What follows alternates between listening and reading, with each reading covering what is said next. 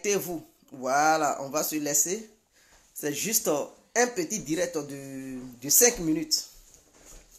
Mettez-vous en ligne, mettez-vous en ligne, mettez-vous en ligne, mettez-vous en ligne. Mettez-vous en ligne. Mettez-vous en ligne. On va se laisser. Mettez-vous en ligne, on va se laisser. Voilà, mettez-vous en ligne. J'espère que vous allez très bien. J'espère que vous allez très bien. Alors, bonjour à tous et à toutes. Ainsi que bonsoir à tous et à toutes. Voilà, c'est l'incontournable guerre complet tout terrain, l'homme dont on parle, l'homme qui n'a pas froid aux yeux, l'homme qui ne marche pas ses mots. Vous pouvez aussi m'appeler devant la ville, l'homme n'est rien, gouverneur italien, docteur Mondon, appelez-moi Boum Boum, laisse-moi mourir, 5 plein droit, El Padrino, Camari, Deso, la Moudia. Alors nous voilà à nouveau devant cette caméra pour parler un peu de, voilà, du refus de la candidature de M. Kone Katina. Voilà, l'homme de main de son excellence, M. Laurent Gbagbo, l'ex-président ivoirien. Voilà, c'est très important. Voilà, Kone Katina, lui, il réside au Ghana. Il sait bel et bien qu'il a eu l'asile politique au Ghana. Et il veut être candidat aux élections législatives de Côte d'Ivoire. Mais ce n'est pas parce que il a eu l'asile politique uniquement qu'ils lui ont refusé. Ils ont refusé sa candidature. Le problème est que il a eu une poursuite judiciaire. Or, quiconque est poursuivi juridiquement parlant en Côte d'Ivoire n'a pas le droit de candidater dans aucune élection en Côte d'Ivoire, que ce soit présidentielle, législative ou municipale. La personne n'a pas le droit d'être candidat parce que il doit prouver son innocence avant d'être candidat. Il faudrait que ça soit clair. Donc les gens, parce que la constitution ivoirienne permet aux gens qui sont des exilés politiques, je dis bien l'élection ivoirienne, c'est-à-dire la loi ivoirienne permet aux gens qui sont des exilés politiques de candidater, parce qu'ils ont quitté le pays, pas de leur propre gré, mais par une obligation politique. Donc, s'il y a une élection pour que ces gens-là reviennent pour être candidats, ces gens-là peuvent revenir humblement et tranquillement pour être candidats, à condition que ces gens-là reviennent au pays pour candidater. Mais le cas de Kone Katina est particulier, c'est-à-dire non seulement il est poursuivi juridiquement parlant par les autorités ivoiriennes, en dehors de ça, il ne réside pas sur le territoire ivoirien avant d'être candidat. Il est au Ghana et de là-bas, il veut être candidat. Ça ne peut pas marcher. Est-ce que c'est au Ghana qu'il va diriger le pays? Si jamais on acceptait sa candidature et qu'il se faisait élire par le peuple ivoirien, est-ce que depuis le Ghana, il va diriger le pays? Non. Pour être candidat, il faut d'abord rentrer sur le territoire national et que, une fois sur le territoire, tu pourras postuler, tu pourras poser ta candidature, tu pourras être candidat. Mais lui, il est au Ghana et il veut être candidat. Ça ne peut pas marcher. Ça ne marchera pas. Donc ça, c'est une première raison. Deuxième raison, il a des poursuites judiciaires. Donc deuxième raison, ce qui a fait que Kone Katina ne pouvait pas être accepté comme candidat aux élections législatives qui vont se dérouler bientôt. Qui se déroulent même en ce moment où je vous parle. Donc voici les raisons. Il ne faudrait pas que les membres du pays crient au loup, crient sur tous les toits. D'autres diront que non, mais Johnny n'avait pas le droit d'être candidat. Écoutez, Johnny, non seulement, je vais essayer de vous étayer les raisons pour lesquelles ils ont accepté la candidature de Johnny Pacheco, parce que moi, j'aime m'appuyer sur les lois. J'aime parler de la Constitution. Johnny Pacheco, n'oubliez pas que quand il est arrivé en Europe, il a demandé asile. Il a été demandeur d'asile comme n'importe quel Ivoirien qui quitte son pays, qui va ailleurs, qui demande une protection d'asile. Donc, il a demandé l'asile. Seulement qu'il n'a pas pu avoir l'asile. Et il a eu ses documents par le biais de ses enfants. Il n'y a pas de souci. Mais quand il a décidé d'être candidat, il n'est pas resté en Finlande là-bas pour dire non, je suis candidat. Non. S'il résidait en Finlande, quand il était sur le territoire finlandais, et depuis là-bas, il demande à être candidat. Ou il se candidate à cette élection législative. Mais écoutez, il allait avoir un refus catégorique de sa candidature. Mais comme il a été malin, il s'est déplacé de la Finlande pour aller en Côte d'Ivoire. Et donc, séjournant sur le territoire ivoirien, il a décidé de se candidater Alors, sachant bel et bien qu'il n'y a aucune poursuite judiciaire contre sa personne, Johnny Pakeko n'étant pas en dehors de la Côte d'Ivoire pour être candidat, alors sa candidature a été tout simplement et humblement acceptée. Contrairement à Kone Katina qui lui n'est pas en Côte d'Ivoire, qui lui encore a des poursuites judiciaires. Donc, vous voyez, ce sont deux lignes qui sont opposées. Ce sont deux lignes qui sont opposées, qui ne vont même pas dans le même sens. Est-ce que vous comprenez? Sinon, deux droites opposées qui ne vont pas dans le même sens. Donc, voici pourquoi la candidature de Kone Katina a été refusée et celle de Johnny Pakeko a été acceptée. Il faudrait que ça soit clair. Donc, ça, ce sont les raisons. En dehors de ça, ce que j'aimerais vous dire encore, c'est qu'il y a une bonne nouvelle. Le Premier ministre, son Excellence, M. Ahmed Bakayoko, se porte bien. Sa femme, d'ailleurs, est déjà en France. Sa femme l'a rejoint en France et elle vit avec son homme. Il se porte bien. Voilà, il commence à avoir la forme.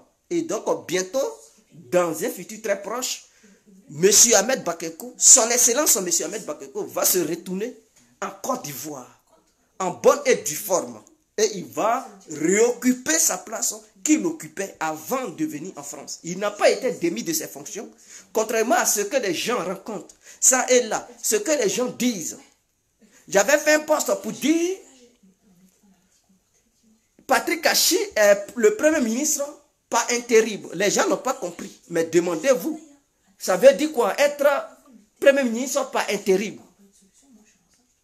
Qu'est-ce que ça veut dire? Les gens n'ont pas compris, mais quelqu'un qui te dit, mais écoutez, mais pour qu'un gouvernement puisse être dirigé, il faut un Premier ministre. Il faut un Premier ministre. Qui va faire? Non seulement il n'y a pas de vice-président, le Premier ministre est malade. Donc vous pensez que Alassane Ouattara, ce n'est pas un bosseur, ce n'est pas quelqu'un qui est motivé pour le bien-être des citoyens ivoiriens, qui est motivé pour l'évolution de la Côte d'Ivoire? Non. Comme Ahmed Bakayoko n'est pas là, comme il ne se porte pas bien, il se fait soigner en Europe, alors il faut des conseils, des ministres et tout, mais qui doit piloter la pirogue? Qui doit piloter le navire, le bateau? Mais il faille que quelqu'un soit à la place d'Ahmed Bakayoko. Il n'a pas été désigné officiellement. Mais pendant l'absence d'Ahmed Bakayoko, c'est Patrick Kachi qui pilote le navire. Et donc, par ricochet, il devient le Premier ministre par intérim. Ça veut dire Ahmed Bakayoko demeure à son poste fixe. Comme il n'est pas là, c'est l'autre qui le remplace en attendant. Mais pas de façon officielle, mais de façon officieuse. Quand Ahmed Bakayoko va revenir, il récupère son poste. Voilà ce qu'on dit intérim. C'est-à-dire, toi, quelqu'un à son poste, et qu'il ne se porte pas bien, tu le remplaces de temps en temps pour conduire les opérations. Mais cela ne veut pas dire que tu le remplaces officiellement. Non. Quand il n'est pas là, tu diriges les opérations qu'il dirigeait. Mais quand la personne revient, toi tu quittes là et la personne récupère sa place. Donc voici le poste que j'avais fait. Des gens n'ont pas compris. Et ils sont là. Non, arrêtez vos bêtises là. Et écoutez quand Djedje vous parle. Parce que vous ne savez pas d'où viennent les informations. Quand on fait des postes, arrêtez aussi d'appeler les gens pour dire non, tu as fait ça, on n'aime pas. Et arrêtez vos hypocrisies là. Voilà, arrêtez. Ce n'est pas vous qui me fournissez les informations. Donc quand on met les informations sur la place publique, arrêtez d'appeler les gens en inbox pour dire non, tu as dit ça, c'est pas bon, il faut enlever, il faut... Non, non, non, ne me faites pas la morale, je ne suis pas là pour des bêtises comme ça. Voilà, il faudrait que ça soit clair. Maintenant, en dehors de ça, j'encourage toutes les personnes qui ont été dans le cyberactivisme, qui aujourd'hui deviennent la lumière de la jeunesse ivoirienne. Je vais dire quoi par là? Exemple, Johnny Pakeko, qui lui, il veut être candidat. Ça, c'est une route qui montre à beaucoup d'Ivoiriens qui sont ambitieux, ou des Ivoiriennes qui sont ambitieuses, qui rêvent de trucs. Maintenant, Angélique Diabré, c'est une dame qui milite aussi. Elle était cyberactiviste, c'est-à-dire, mais elle ne fait pas de vidéos, mais elle faisait des posts. Aujourd'hui, elle a choisi d'être candidate dans sa ville natale. Dans sa ville natale, je ne vais pas dire le nom de la ville. Elle s'appelle Angélique Diabré. Elle a décidé d'être candidate. Et j'encourage tout le monde de soutenir cette dernière. J'encourage tout le monde de soutenir cette dernière pour qu'elle puisse remporter cette victoire.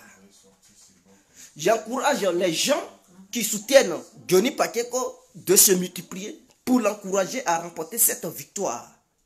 Maintenant, en dehors de ça, nous étions dans une petite équipe fermée, c'est-à-dire l'équipe de Gouza Naounou. Gouza Naounou qui était notre leader. Et au sein de cette équipe, il y avait des gens, des membres, c'est-à-dire Gouza Naounou elle-même, Léa Koki, elle, Charlie Pack, lui, B69, et Djegé compris. Avec Abale Tawale, c'était cette composante qui faisait notre force. C'était les membres de notre groupe. Maintenant, au sein de notre groupe, il y a une dame qui a été vraiment leader. Je parle de Léa Koké, cette dame de fer, c'est-à-dire cette ressortissante de l'Odjibois. Je la salue parce qu'elle a été nommée par le ministre Zapa Komena. Elle a été nommée et elle vient d'occuper un poste juteux. Ce que beaucoup de personnes rêvent d'être dans le pays. Le ministre a nommé Léa Koké pour s'occuper de toute affaire extérieure concernant les 3 grandes villes de l'Odjibo. Et je cite, ces villes sont les suivantes. Divo, cette ville de Divo d'où je viens, elle est chargée de tous ceux qui veulent investir à Divo, c'est-à-dire quand ils viennent de l'étranger, que ce soit dans les mines, que ce soit les terrains, que ce soit dans la construction, que ce soit, peu importe, dans n'importe quel domaine. En tout cas, si tu n'es pas en Côte d'Ivoire, c'est-à-dire si tu viens d'ailleurs, tu es un étranger, tu veux investir en Côte d'Ivoire et que tu choisis l'une des villes de l'Odjibo, tu dois passer par Léa Koké. Elle est la dame de fer. Elle est la propriétaire de tous les dossiers. Il faudrait que ça soit clair. Donc, Divo, cette ville, Lakota, c'est-à-dire si tu veux investir dans la ville de Lakota ou dans un village de Lakota, si tu as découvert mine d'or ou de diamants ou l'hydrocarbure, c'est-à-dire tout ce qui concerne le pétrole, que ce soit pétrole onshore ou le pétrole offshore, tout ce qui a été découvert là-bas, pour exploiter, il faut passer par Léa Koké. Il faudrait que ça soit clair. Donc cette dame n'est pas votre camarade. C'est une dame de fer. Elle a été une amie de lutte et je suis fier de la voir évoluer de la sorte. Je ne suis pas aigri. Contrairement à tous ceux et toutes celles qui sont aigris, écoutez, quittez dans votre jalousie parce que ça ne paye pas. Il faut être heureux, il faut encourager les gens. Et en dehors de Lakota, c'est-à-dire y compris la ville de Guitry, ce sont ces 3 grandes villes qui forment le Lodjibo. Et donc ces gens-là qui veulent investir dans ces 3 grandes villes ou villages qui composent ces 3 villes, si tu viens de la France, des États-Unis, de la Russie, de la Chine, peu importe, de l'Europe tout entière, tu dois passer par la propriétaire de tous les dossiers, appelée son excellence Madame Léa Koké. C'est elle désormais qui gère ça. Elle gère aussi les dossiers du maire de Divo. Elle gère les dossiers du ministre Zapa Komena. Elle s'occupe de toute affaire extérieure de ces 2 grandes personnalités en Côte d'Ivoire. Donc bravo à Léa Koké et bravo surtout à Gouza Naounou parce qu'elle a été à la hauteur. Elle a formé une dame et cette dernière vient de réussir parce que c'est une grande réussite. Elle aura son passeport diplomatique de façon officielle. Il faudrait que ça soit clair.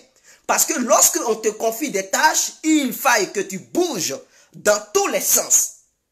Il faille que tu bouges pour aller n'importe où et négocier les contrats parce qu'elle a été désignée pour négocier n'importe quel contrat pour les opérateurs économiques et les investisseurs en Côte d'Ivoire, précisément dans cette région de l'Odjibo. Et donc, ils vont lui octroyer son passeport diplomatique.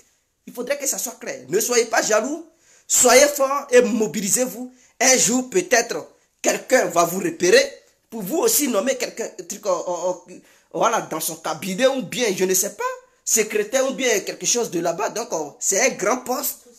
Et dans les années à venir, elle sera obligée de quitter la France pour aller s'installer définitivement en Côte d'Ivoire et s'occuper de tout. Donc voici un peu ce que je tenais à vous dire. Je vous remercie. Vive la Côte d'Ivoire, vive le peuple ivoirien. En ensemble, c'était l'incontournable Dia complet. Ciao et bonne journée à tous et à toutes.